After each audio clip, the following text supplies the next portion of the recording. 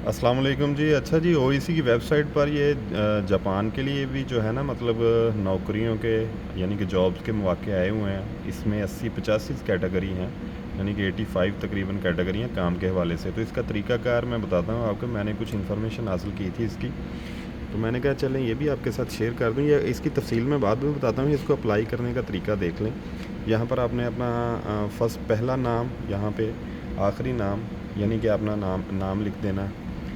یہاں پہ آپ نے اپنے فادر نیم، والد کا نام لکھ دینا ہے۔ ڈیٹ آف برتھ لکھنی ہے، یہاں پہ شناختی کارڈ نمبر لکھنا ہے، اس کے بعد پاسپورٹ نمبر، اس کے بعد اپنا موبائل نمبر لکھنا ہے، ای میل ایڈریس لکھنا ہے، اپنا گھر کا پتہ یعنی کہ آپ کا جو متعلقہ ایڈریس ہے وہ لکھنا ہے۔ یہ جاپان کے لیے ہے، کوریا کے لیے میں آلریڈی بتا چکا ہوں۔ اس کے بعد یہاں پر آپ نے کلک کرنا ہے، اپنے اپنا ضلع منتخب کرنا ہے، جو بھی آپ کا ڈسٹرکٹ ہے وہ منتخب کر لینا ہے، وہ سلیکٹ کر دینا ہے۔ جیسے کوئی فیصل آباد کا ہے، کوئی لاہور کا ہے، مطلب کہ جس کا ڈسٹرکٹ ہے وہ۔ یہاں پر آپ نے اپنی تعلیم لکھنی ہے، تعلیم یہاں پر آپ نیچے کلک کریں گے تو middle, matric, intermediate, graduation, master, P H D, یہ ساری کیٹیگریز جو آپ کی تعلیم ہے وہ لکھ دینی ہے۔ اس کے بعد آ جائیں جی سیکھی ہوئی ٹریڈ، یہ سلیکٹ ٹریڈ۔ اچھا، اس میں یہ دیکھیں یہ ساری کیٹیگریز لکھی ہوئی ہیں، مطلب کہ آپ کو جو کام آتا ہے نا، ویلڈنگ، اسکافٹنگ، کنسٹرکشن، اسمبلنگ، یہ نیچے جائیں گے نا تو ساری جو ہے نا کیٹیگری ہیں، تقریباً 80-85 کیٹیگری ہیں۔ یہ بڑا ضروری ہے، اس میں سے جو کام آپ کو آتا ہے آپ نے وہ سلیکٹ کر لینا ہے۔ یہ ساری کیٹیگریز لکھی ہوئی ہیں، جیسے 1 بائی 1 اردو میں بھی لکھی ہیں اور انگلش میں بھی لکھی ہیں ساتھ میں، اور آپ کو جو کام آتا ہے، جو آپ نے سیکھا ہے وہ سلیکٹ کر کے یہاں پر اوکے کر دینا۔ اچھا جی،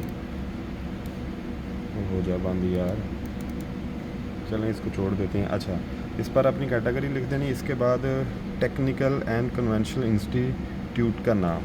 اچھا، یہاں پر آپ نے جہاں سے کوئی سند لی ہوئی ہے نا اس کا نام لکھنا ہے، جیسے ڈپلومہ وغیرہ لکھنا ہے۔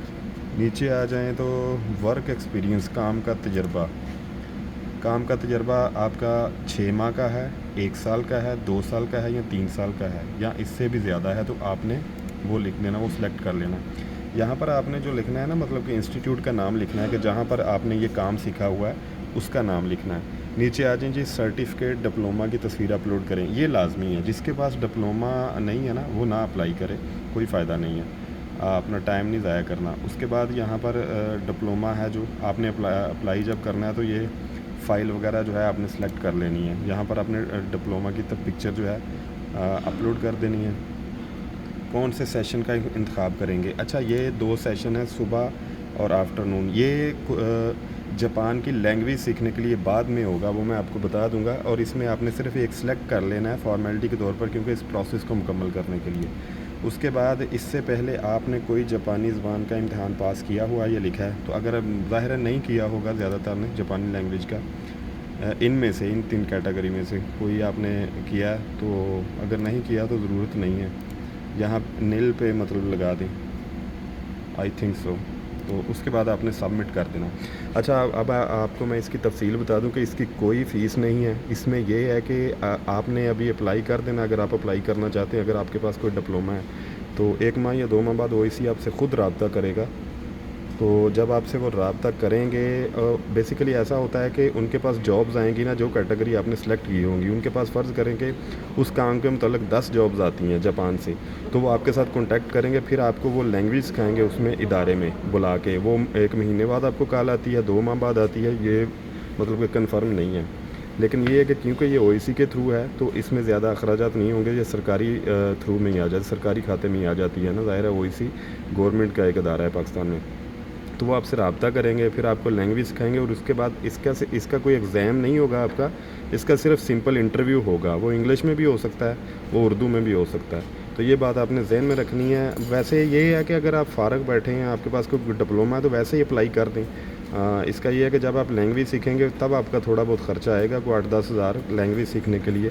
اس میں یہ ہے کہ جب آپ کلاسز کریں گے مطلب جاپان کی لینگویج کی، وہ جب آپ کو بلائیں گے کال کر کے، وہ 1 ماہ بعد بلاتے ہیں، 2 ماہ بعد یا 3 ماہ بعد، تو آپ کو یہ ہوگا کہ وہاں پر لینگویج سیکھنی ہے، میرا خیال 2-2.5 ماہ سکھائیں گے آپ کو. اس کے بعد انٹرنشپ پہ یہ آپ کو جاپان والے جو ہے نا ویزا دیں گے. یہ ورک پرمٹ نہیں ہوگا. انٹرنشپ یہ ہے کہ آپ کو وہ جو کام آتا بھی ہے وہ جاپان میں جا کے دوبارہ سکھائیں گے، پالش کریں گے اچھی طرح، جو مجھے انفارمیشن ملی ہے. تو اس کی سیلری بہت زیادہ تو نہیں ہوگی، لیکن جاپان کی سیلری نارمل بھی ٹھیک ہی ہوگی اگر دیکھا جائے.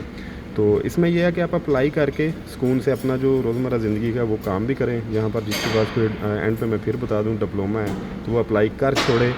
جب بھی اس کے کام کے متعلق کوئی جابز آئیں گی پھر وہ آپ کو کال کریں گے. وہ 10 بندوں کی جاب آئے کیونکہ 85 کیٹیگریز ہیں، تو اس میں سے کسی کی کیٹیگری بھی جاب آئے گی اور آپ وہاں پر اویلیبل ہوں گے، آپ کے ڈاکومنٹ ہوں گے، 10 بندوں کے ہوں گے تو وہ 10 بندوں کو بلا لیں گے.